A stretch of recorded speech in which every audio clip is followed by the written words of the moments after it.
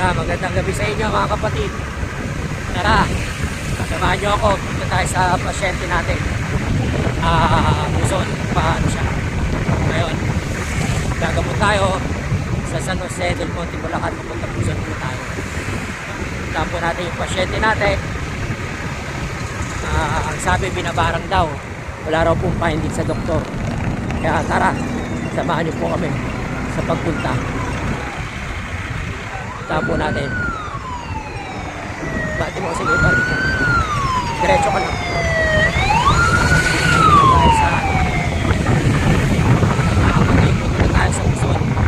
Gagamot po tayo doon para po pagpumano natin yung mga pasyente na kailangan po natin.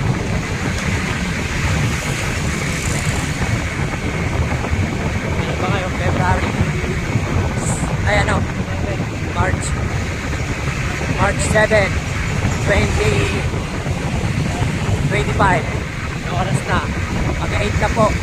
Punta tayo sa pasyente natin ngayon. Tara, samahan nyo ako. Mamaya kita-kits tayo.